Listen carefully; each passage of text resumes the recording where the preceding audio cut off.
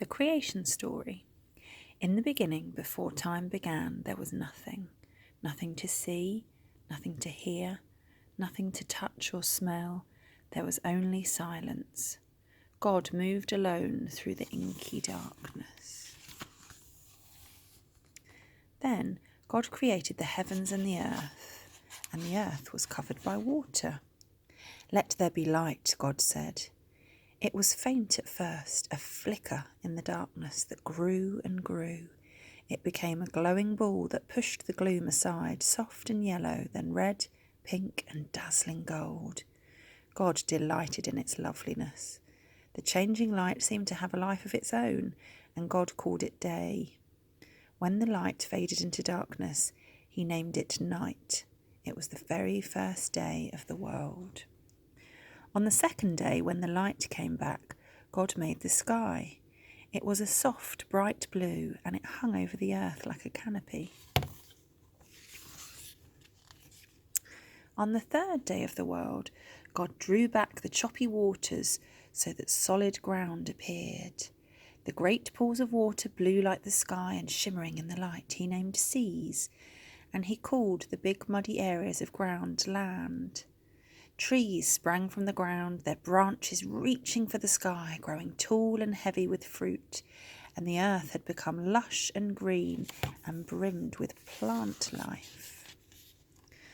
On the fourth day, God said, "Let there be signs to mark the day and night." He made the fiery sun to show the day and the gentle moon to shine at night. During the day, the moon hid in the shadows, and at night the sun turned its golden face away, while the moon cast its silvery beams over the land.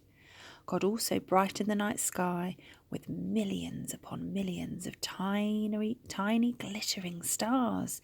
He felt pleased with the beautiful world he had created. On the fifth day, God filled the waters with living creatures. Suddenly the sea teemed with fish that moved as one. He made whales that sent great plumes of spray high up into the sky, and dolphins that leaped playfully in and out of the waves.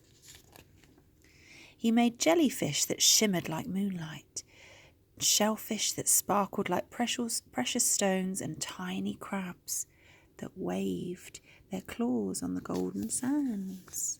So that's day 5. Then God said, "Let there be creatures of the air that will fill the sky with life," and made all of the birds.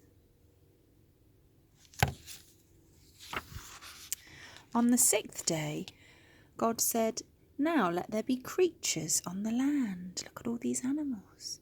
And the earth began to shake with the thunder of 1,000 feet. God looked around and was so happy with what he saw. But something was missing. Can you think what it might be? Yes, it was us. It was humans. Who will take care of the animals? God asked himself. He took handfuls of earth and shaped 2 creatures who looked like him. He called them man and woman. As God poured his breath into them, they began to move. He saw that they were beautiful and innocent, just like the new world. He blessed them and named the man Adam and the woman Eve. "Your job is to look after the wonders I have created," he said. "You will rule over the earth, the fish in the sea, the birds in the sky. You'll have fruit to eat and water to drink. I want you to enjoy your life here." And so God's work was done. The world was every bit as beautiful as he had imagined. It was the 7th day, and God rested.